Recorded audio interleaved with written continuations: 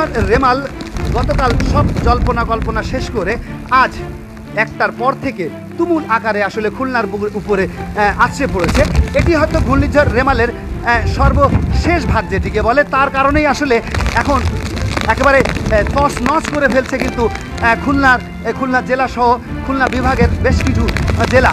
আমরা ঘূর্ণিঝড় রেমালের সর্বশেষ পরিস্থিতি জানাবো আপনাদেরকে। সেই বিষয়ে আমি আপনাদের যদি একটু দেখাই যে আসলে ঘূর্ণিঝড় রেমালের যে পরিস্থিতি সেটার বিস্তারিত আপনাদেরকে যদি একটু জানাই তাহলে আপনাদের আসলে বুঝতে সুবিধা হবে যে এই মুহূর্তে আমরা সকাল থেকে খুলনা বিভাগের বেশ কিছু জেলা থেকে আসলে আমরা এই রেমাল সম্পর্কে তথ্য সংগ্রহ করেছি এবং এই মুহূর্তে যে রেমাল আসলে আঘাত হেনেছে তার একটা বিস্তর ব্যাপার কিন্তু সমস্ত জায়গাতেই আমাদের চোখে পড়ছে। আমরা খুলনার ব্যাপারটা যদি আপনাদেরকে একটু জানাই যে ঘূর্ণিঝড় রেমাল খুলনার উপকূলে আঘাত হেনেছে রোববার 10:30 নাগাদ এরকম সময়। আর আজ সোমবার সকাল থেকেই সেখানে ঝড়ো হওয়া বৃষ্টির সাথে বইছে, বেগেও বেশ বজ্রসহ বৃষ্টি হচ্ছে। খুলনা আবহাওয়া অধিদপ্তর ইনচার্জ আবহাওয়াবিদ আমিরুল আজাদ আমাদেরকে যেমনটি জানিয়েছিলেন যে ঘূর্ণিঝড় রেমাল গতরাত 10:30 থেকে খুলনা সহ উপকূলে আঘাত হেনেছে এবং তার তাণ্ডবও চালিয়েছে। কয়রা থেকে আমরা যে সংবাদটি পেয়েছি যে কয়রা থেকে 100 কিলোমিটার বাতাসের গতিবেগ রয়েছে এই মুহূর্তে। আর খুলনার অন্যান্য স্থানে ঘন্টায় 65 কিলোমিটার বেগে কিন্তু এই মুহূর্তে বাতাস বয়ে চলছে। আরও 2 থেকে 3 ঘন্টা এভাবেই কিন্তু চলবে বলে যেমনটি জানিয়েছে আসলে আবহাওয়া অধিদপ্তর। আর সাথে সাথে আরও জানিয়েছে যে জোয়ারের সময় 6 থেকে 8 ফুট উচ্চতায় জলোচ্ছ্বাস হতে পারে। এতে নিম্নাঞ্চল যেগুলো আছে সেগুলো আসলে প্লাবিত হওয়ার আশঙ্কা রয়েছে। এদিকে ঘূর্ণিঝড়ে ক্ষতিগ্রস্ত হয়ে সাইক্লোন শেল্টারে নদীর তীরবর্তী এবং বিভিন্ন গ্রামগুলোর সাধারণ মানুষ কিন্তু আশ্রয়কেন্দ্রে অবস্থান নিয়েছেন। এই মুহূর্তে আমরা বটিয়াঘাটা থেকে জানতে পেরেছি যে বটিয়াঘাটা জলমা এলাকায় শতাধিক মানুষ আশ্রয় নিয়েছিল গতকাল রাতেই সাইক্লোন সেন্টারে। আর রাত যত গভীর হয়েছে মানুষ ততই বেড়েছে আশ্রয়কেন্দ্রে। আগতদের জন্য আসলে সেখানে শুকনো খাবার পানির ব্যবস্থাও রাখা হয়েছিল। পাশাপাশি জনপ্রতিনিধি যারা ছিলেন তারাও পাশাপাশি খোঁজ খবর নিয়েছেন।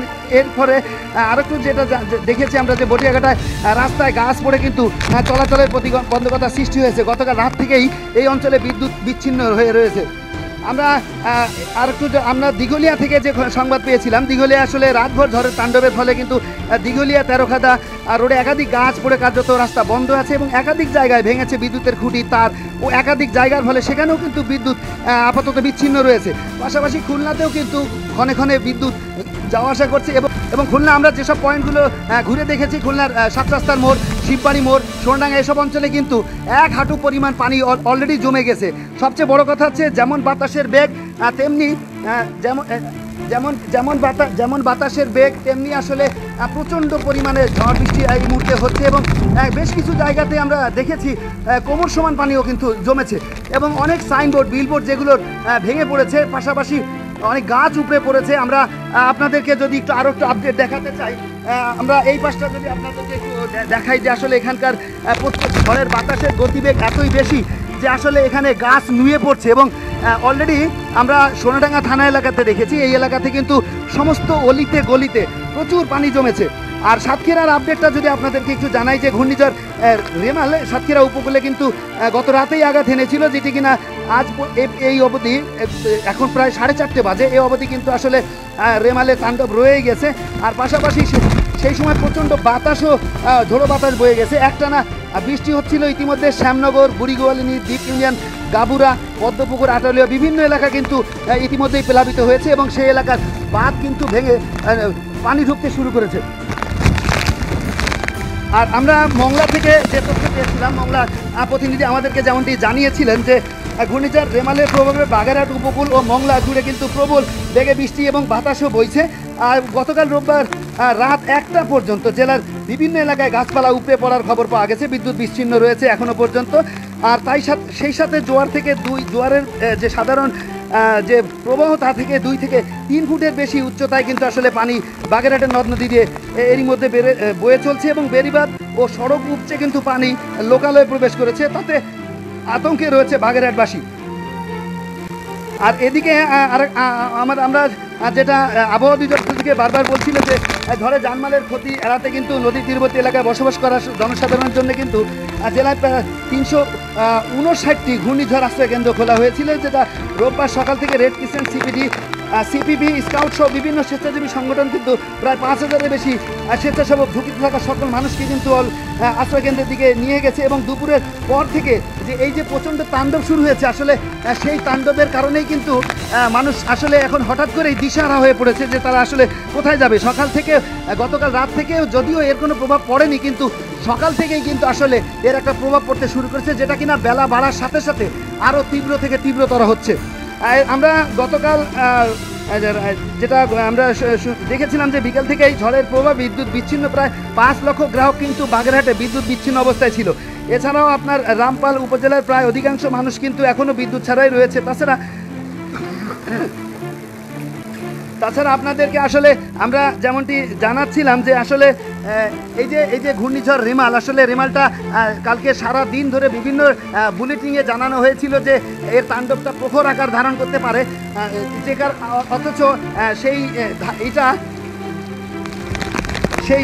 সেইটা কিন্তু গতকাল রাত থেকেই কিন্তু শুরু হয়েছে। আর সবচেয়ে বিশেষ করে যেটা জানাতে হয় আপনাদেরকে বলতে হচ্ছে, যেটা যে সময় যে ঘটনা ঘটার কথা সে সময় সেটা না হয়ে অনাকাঙ্ক্ষিত সময় হওয়ার কারণেই কিন্তু আসলে এই দুর্ভোগটা মানুষের সৃষ্টি হয়েছে। হঠাৎ করে কর্মজীবী মানুষ যারা রাস্তায় বের হয়েছেন তারা কিন্তু আর বাড়ি ফিরতে তাদের সমস্যা হচ্ছে। এবং আমরা যতটুকু জানতে পেরেছি, যত বেলা বাড়বে তত ঝড়ের প্রবণতাও বাড়বে, বাতাসের গতিবেগও বাড়বে।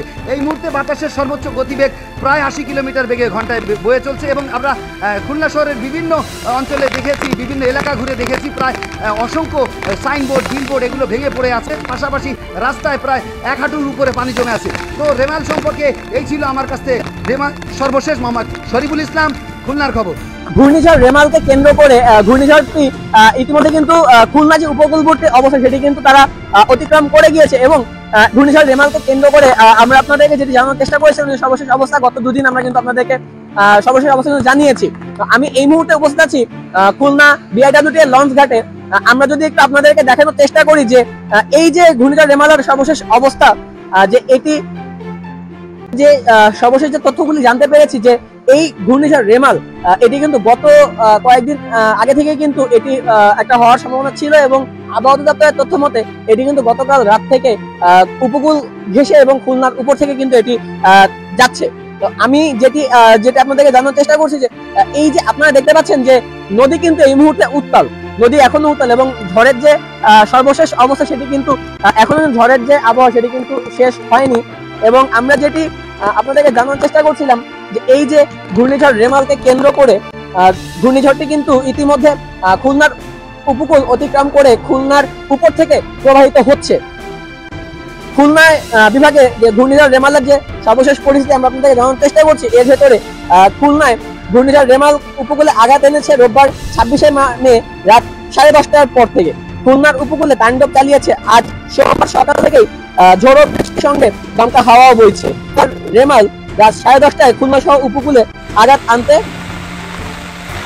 শুরু করে, এখনো তাণ্ডব চলছে।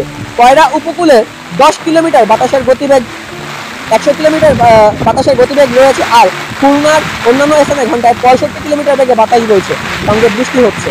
আরো 2-3 ঘন্টা এভাবে কিন্তু বৃষ্টি চলবে বলে আবহাওয়া দপ্তর জানিয়েছে। তিনি আরো জানান, জোয়ারের সময় 6 থেকে 8 ফুট উচ্চতায় জলোচ্ছ্বাস হতে পারে বলে আশঙ্কা রয়েছে, এতে নিম্ন অঞ্চল প্লাবিত হতে পারে। এদিকে ঘূর্ণিঝড়ের আতঙ্কগ্রস্ত হয়ে সাইক্লোন শেল্টারে নদী তীরবর্তী ও বিভিন্ন গ্রামগুলোর সাধারণ মানুষ আশ্রয় কেন্দ্রে অবস্থান নিয়েছে। খুলনা বটিয়াঘাটা অঞ্চলে জলমা এলাকায় শতাধিক মানুষ আশ্রয় কেন্দ্রে নিয়েছে অবস্থান। রাত যত গভীর হয়েছে মানুষ কিন্তু ততই বেড়েছে আশ্রয় কেন্দ্রে। আর আরেকটি বিষয় আমরা যেটি জানতে পেরেছি, খুলনা জেলা প্রশাসক কার্যালয়ের যে সকল কর্মকর্তা কর্মচারীবৃন্দ রয়েছেন তাদের সূত্রে আমরা যেটি জানতে পেরেছি যে এই ঘূর্ণিঝড় পরবর্তী সময়ে খুলনার যে উপকূলীয় অঞ্চল বা উপজেলা প্রশাসন যেগুলো রয়েছে তারা কিন্তু